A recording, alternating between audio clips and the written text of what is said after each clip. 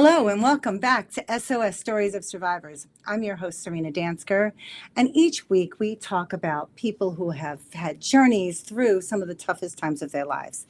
Today I am with a remarkable woman whose journey reminds us that it's not always about courage, that it doesn't come roaring in, but sometimes it's a quiet decision that you make. Francisca Nuñez today talks about how she turned her pain into purpose. She's become a guiding light for others who have faced abuse, fear, and hopelessness. We're going to talk about how she reclaimed her power, rediscovered her self-worth, and reminds everybody that love and light can rise from the darkest places. Francisca, thank you so much for joining us today. Oh, thank you for having me. It's a pleasure. Aw. Always to help through my testimony, always. It's beautiful. Let's start by bringing our listeners into your world. Before the storms, before the pain, who was Francesca back then? What did life look like and feel like in those early years? Oh, well, I'm very transparent, coming from a dysfunctional family, and I have to say, very transparent. The woman that birthed me was never loving.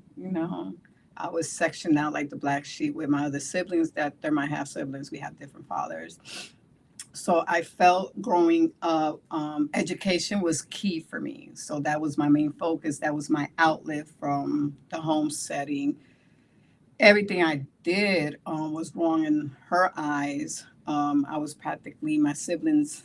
I can say it, with transparency, I was like more their maid and stuff like that. Boy. So with her, it started that the treatments, the favoritism, I just felt like out of place in that family setting, like asking myself questions like, why is she the way she is? With my siblings, she was very loving. With me, I was like more the outcast. And I was doing the right things. Right. Opposed to my siblings were like on the other path. So I just consider, when I say I turn my pain to purpose, is that everything that I saw as I was growing up, education was my outlet. School, I loved it. It was like my safe zone there. Then coming back home, I was like, here I go again. So I educated myself. That's so important, I think, to have an outlet. I mean, I can see, you're a very smart, intelligent woman, and growing up, when you don't feel that love or you don't feel included, sometimes you go out of your way to please. Absolutely. And Absolutely. You said the right terminology. You look for every avenue, but it's always the same. of course, because it's not about you, it's about them. But as a young child, how do you even begin to, fathom that? It hurts, and it hurts Absolutely. deeply. Um, was there a time where you decided that you've had enough? Did you go to college? Did you leave the home at a young age? Take me through that journey. Absolutely. I love that. I continue my education. I'm the first that had graduated, from eighth grade, went to high school, graduated, and then I went on to college. But my mindset as a child, when all that stuff was going on, I said, at 18, I'm off. I'm Yeah. gone. Yeah. I'm going on my own, flying like a bird.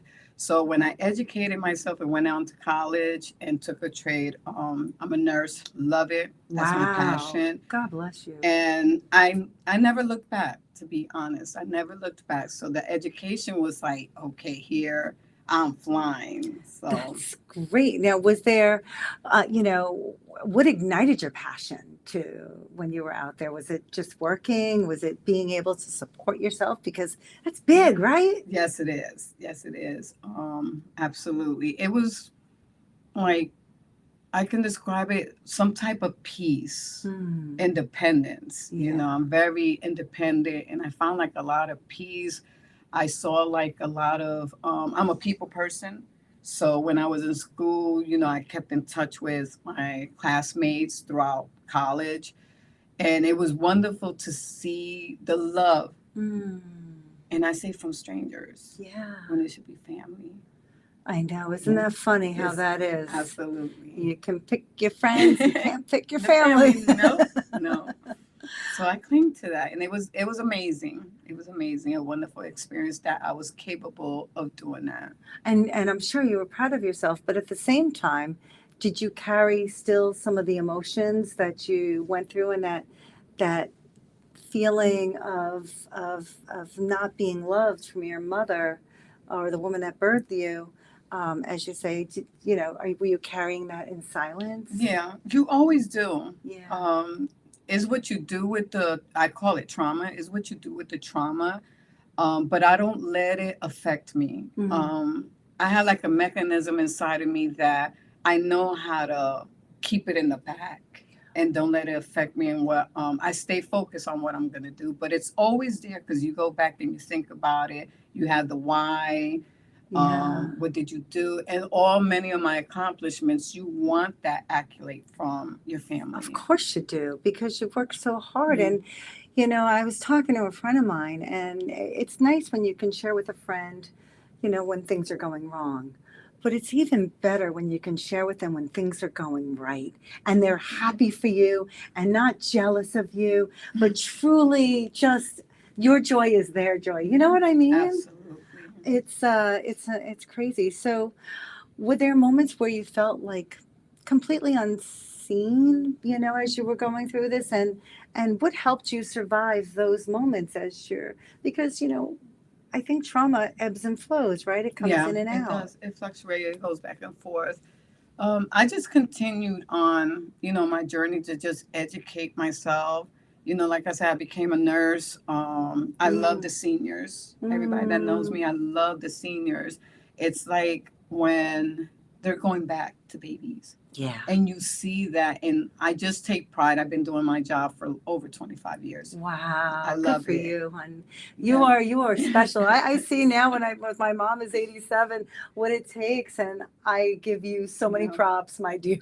Oh my Yeah, God. a lot of compassion. Yes. A lot of compassion and patience. Yeah. Love. You gotta love what you're doing. When, I know many listeners may relate to, feeling trapped. What gave you the courage to take those first steps toward freedom when you were living, but I know that, you had left early, but what gave you the courage to do that? Because that's a big, courageous step you took. Yeah. It's just that when you see the surroundings of never changing, it just motivates you, and you want to look at the outside world to see if it's the same way. And when I saw that it was different, I was like, I don't want to be there. Yeah. Unfortunately, even though if it's family, but if you don't feel that love, you look at it at the outside world, and it was different. Yeah, so that motivated you Yeah. to keep going. Now, sometimes, there's like one small decision that you make that changes everything in your life. And sometimes when you're on your path to healing, you don't realize it, but you seek out people that are not always the best for you. Did that happen to you? Yes. The cycle returned again because then I met someone, and I was 22, young.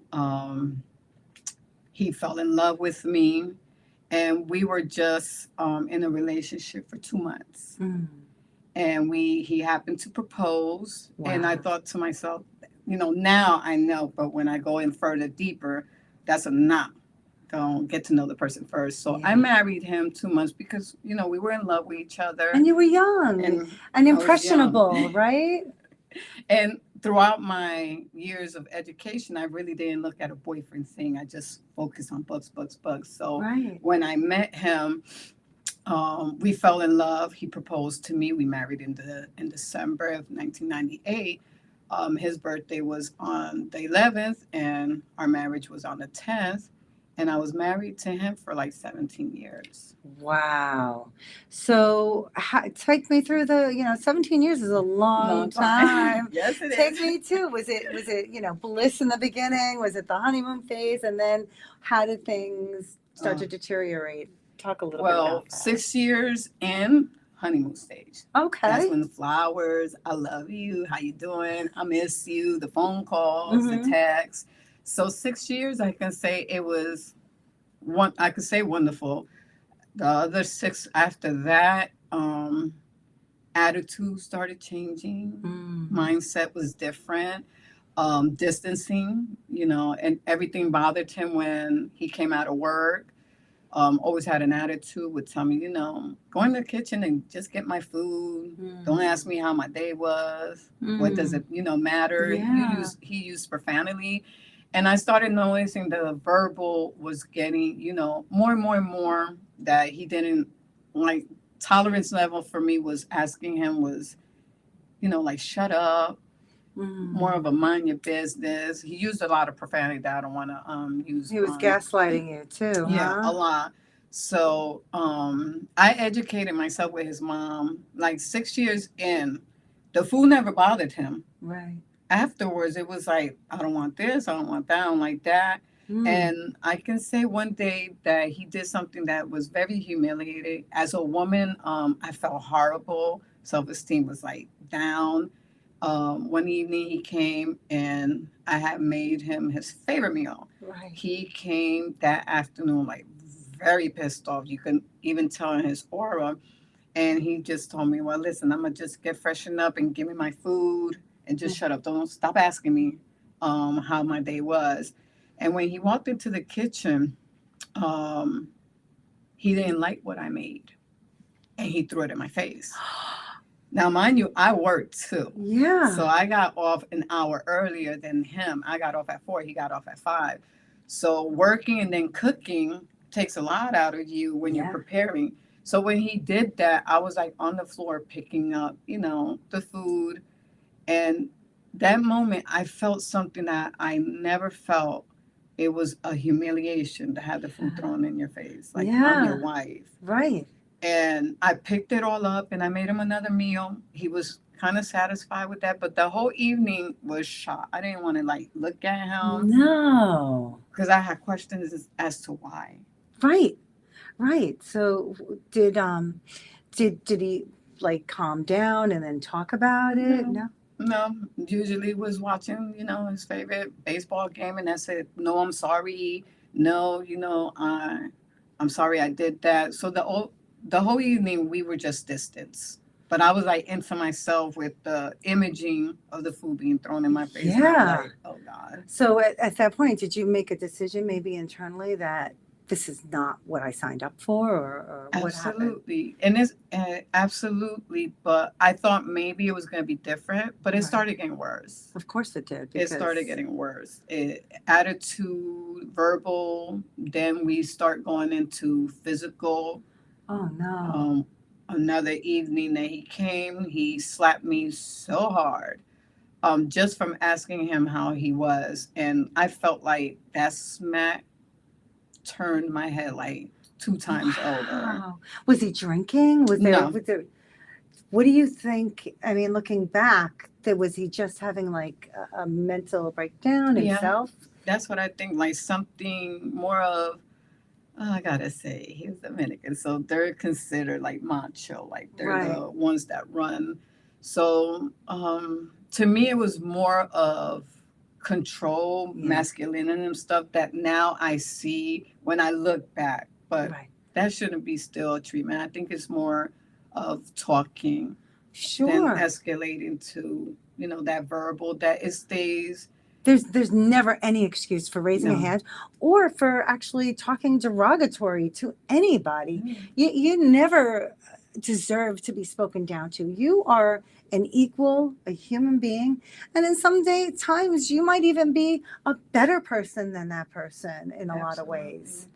And you don't deserve that. My goodness. So you said that happened early on, and then of course over the course of the next 6 years you suffered through this abuse. What changed? When did you decide that I've had enough? Okay, I'm glad you asked me that. Well, considering that I'm gonna say it short and brief, I got tired of the black eyes. I got tired of the smacks.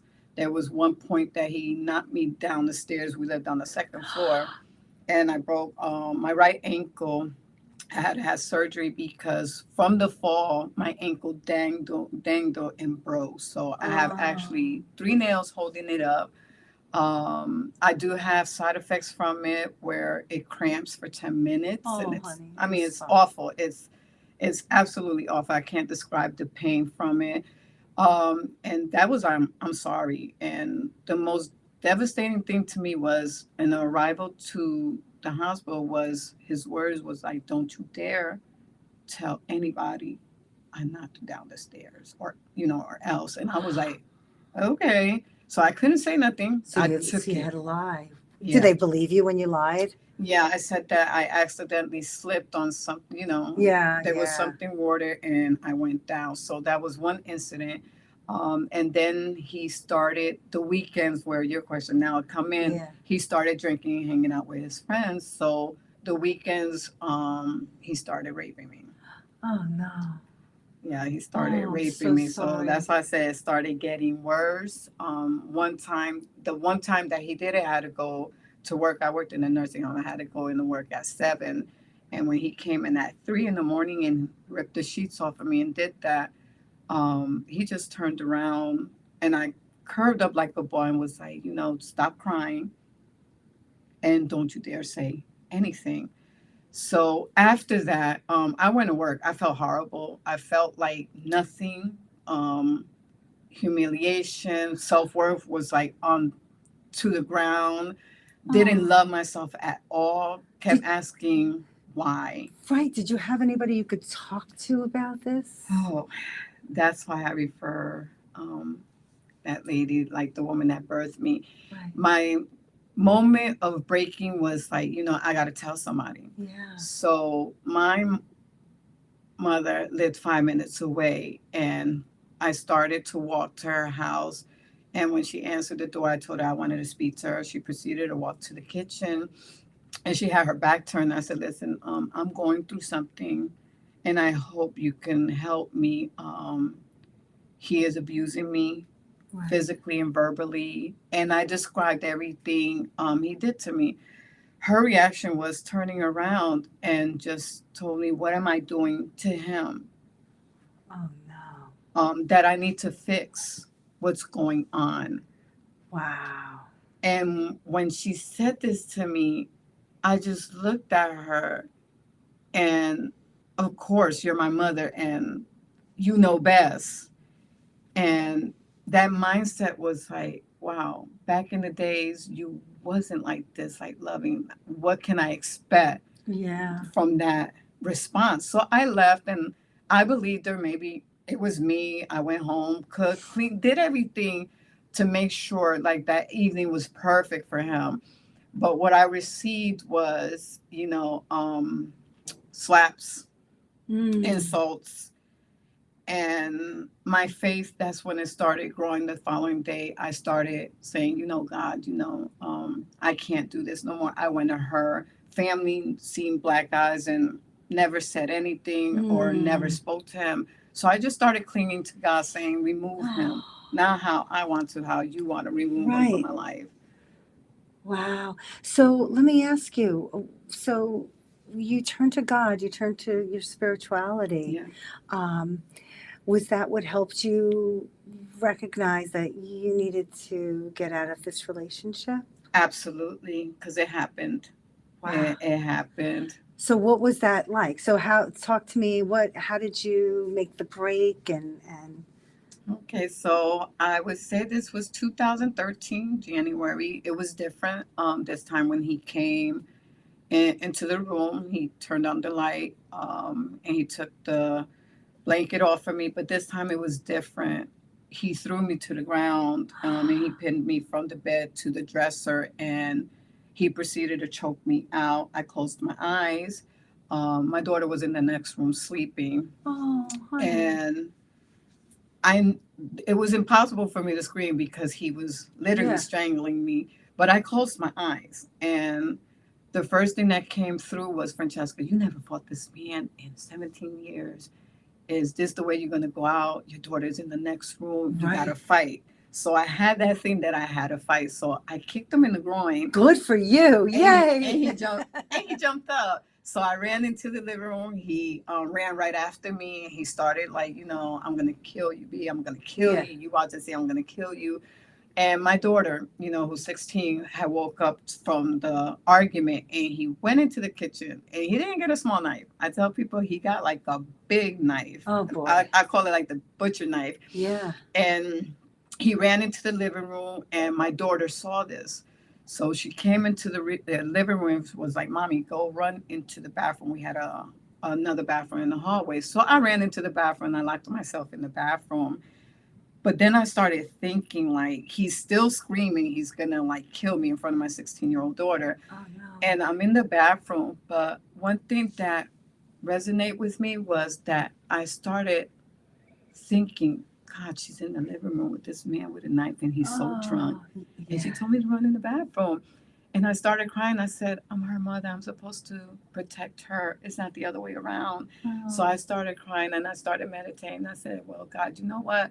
Today's the day. Whatever it is, if I'm going to go out, she's going to be okay. It's me or him. So I started walking out of the praying, walking out of the bathroom. And when I say God is amazing, yes, he is. That morning, the doorbell rang. I felt my daughter running down the stairs. And as I started walking from the hallway to the dining room table, the individual runs to the dining room table, hides the knife under the tablecloth, sits in a chair. And I ask people not to judge me in this part, because whoever knows me, they know my heart. I ran into the room, and I put a turtleneck on to cover the scars. Oh. So when the officers came up, they were like, listen, we got a call of a disturbance, loud noise, arguments. And that was my opportunity for him to go to jail for what he did, because I had my daughter as a witness. Instead, I started thinking about his mother. He had children from a prior relationship. And I didn't think about me at the moment. I thought about what the mother was going to say, his children. And I told the officers, yeah, we had like a little argument, but nothing bigger. He's a little drunk. And they looked over to him, and they told me, is there anywhere we can take you? So he can sleep it off. And I was thinking in my head, why remove me, not him? Yeah. So they removed me, and I went to my sister-in-law's.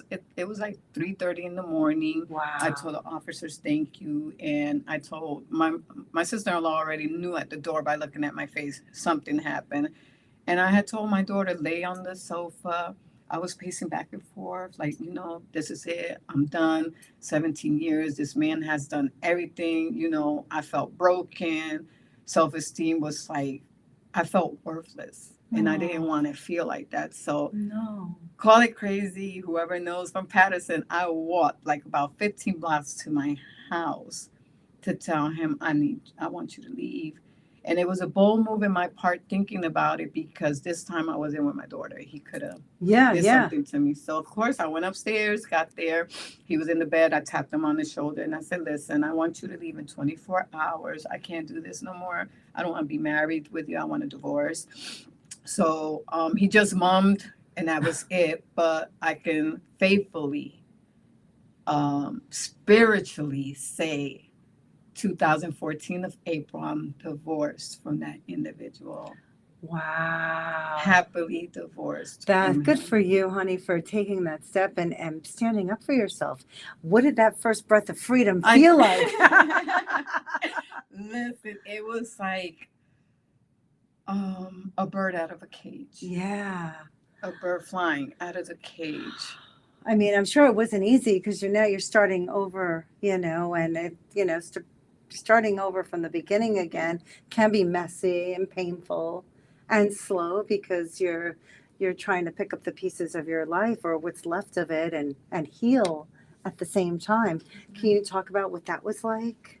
Well, once we got divorced is when I finally realized I had the responsibility of it's a condo that we had. I had the responsibility of the rent, the light, the cable, the phone, the food.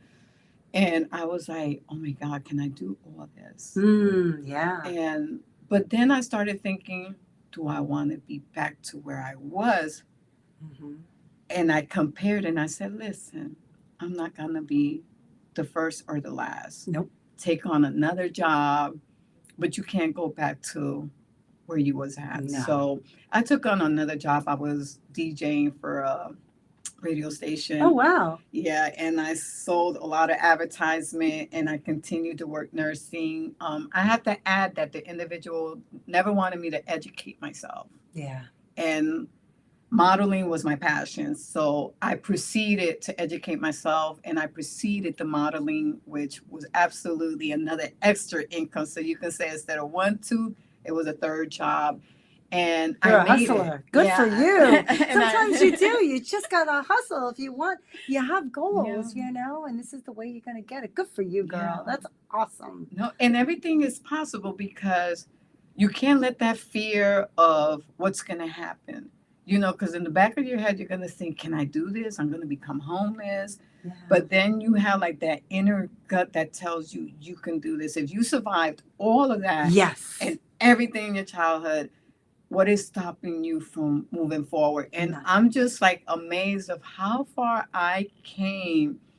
And also, the motivation that I know from my testimony that's going to help many others where I've been at, that it's possible. Yeah. If you put your mind to it, it's possible. Yeah. Oh, that's beautiful. Now, did you go back into your faith and your spirituality or self-love, and how did that begin to play a part in your recovery Oh. from this? Amazing, because I'm asked sometimes, did I get counseling? Absolutely not. My counselor was my higher power. He got me through that situation. My faith grew that anything is possible with God. Yeah. And if you put it in his hands, forget it. Everything is possible. So my faith was like, thank you, God.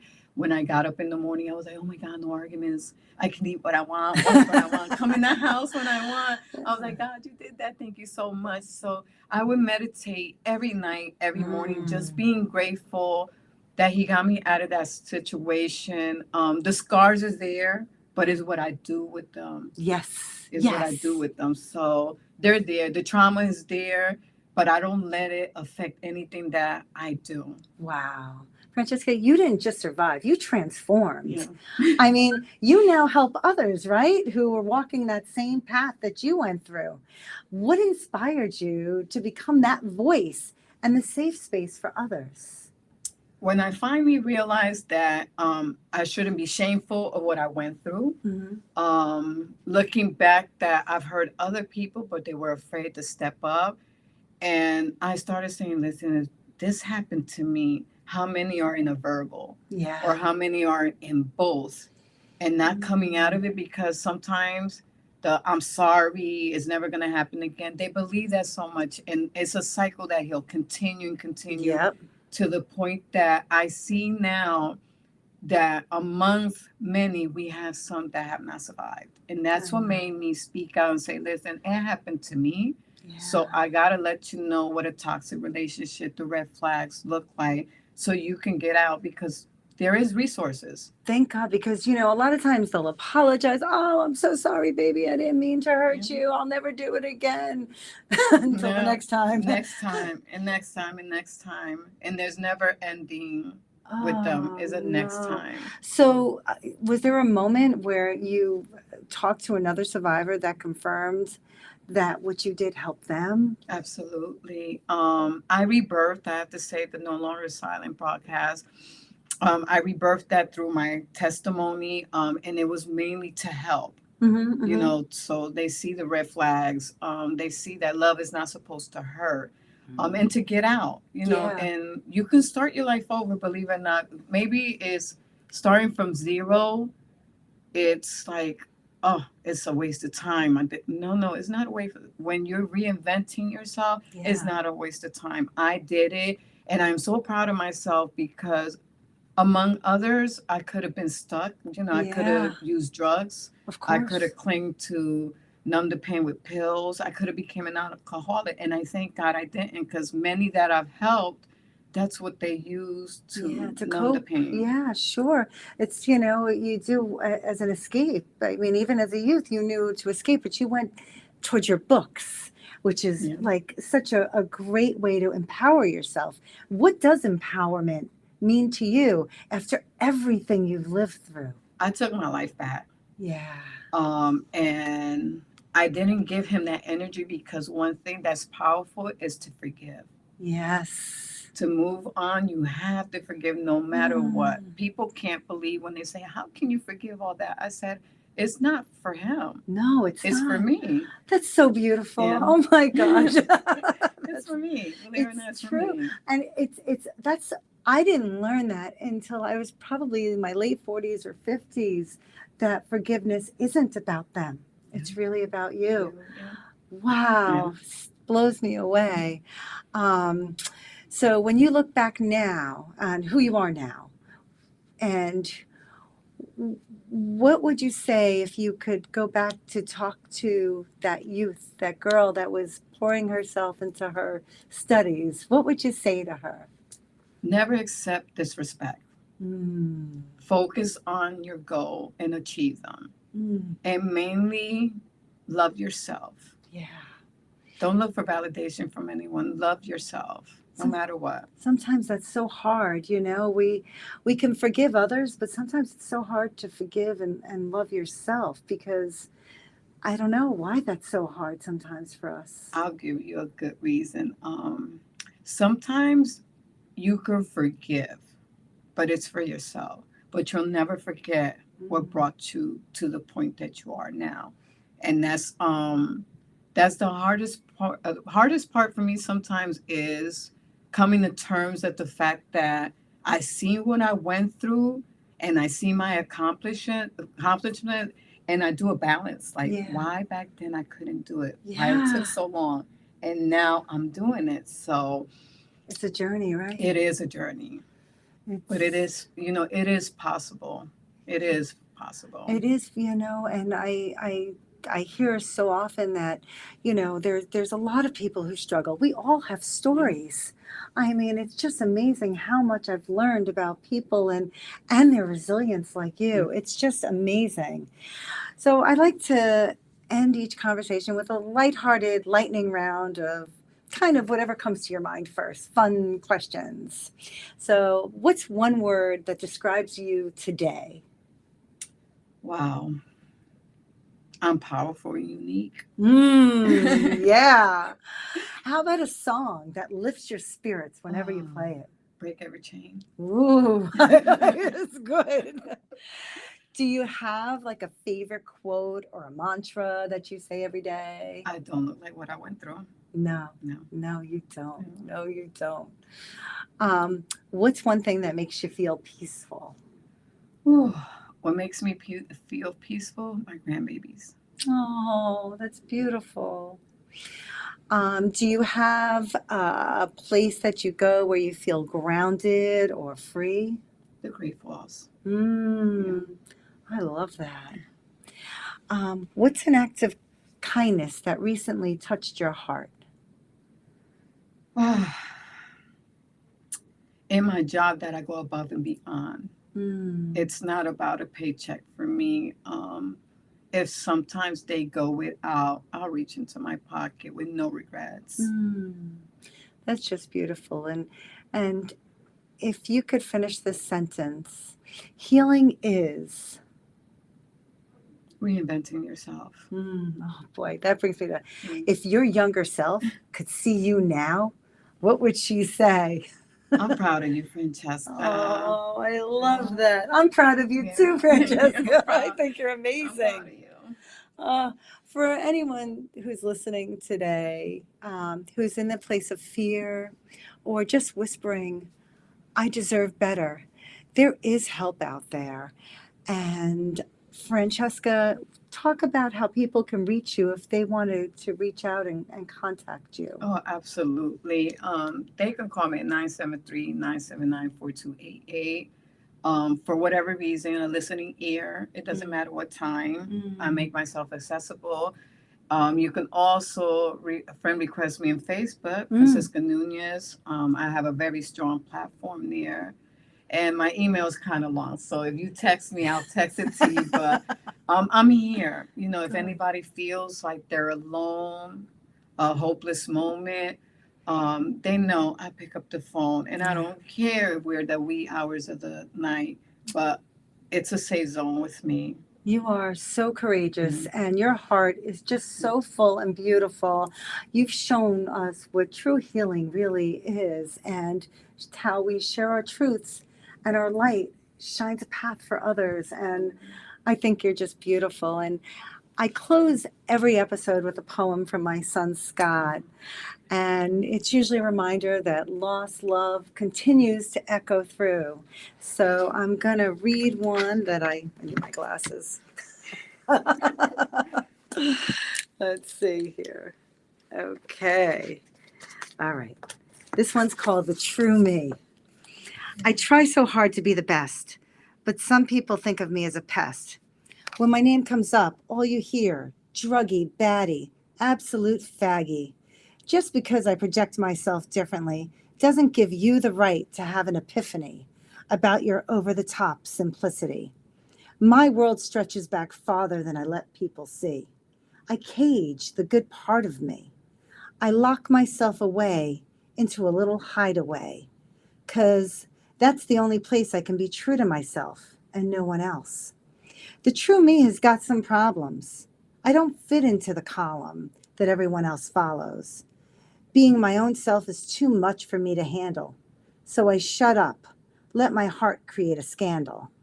My brain just gets scrambled by all the nonsense getting thrown into my life that leaves me in shambles.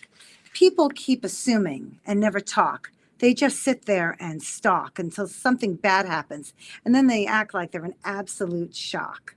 I use girls for my needs so I don't plead to others to succeed. I train myself day and night just to grab girls and throw them into my fucked up life. I can't stop the fight inside my head, constantly telling me what's wrong and what's right. I don't understand which side is light, so I give up. I make the choice for myself and let my second brain take the lead, and that only drives me down to a grave where I can't escape the impending trait that traps me to be fake. Oh, that's beautiful. I know. Oh my gosh. Beautiful. Thank you so much for joining thank us today, you. Francesca. And to our listeners, if you'd like to hear more about Scott's poetry, I'm happy to say my book is now available on Amazon. It's called SOS, A Lesson on Love, Loss, and Survival by S.M. Dansker for Scott Michael and Serina Marie. And I look forward to seeing you all next week. And remember, SOS, Stories of Survivors, where survival sparks the soul. I'll see you soon.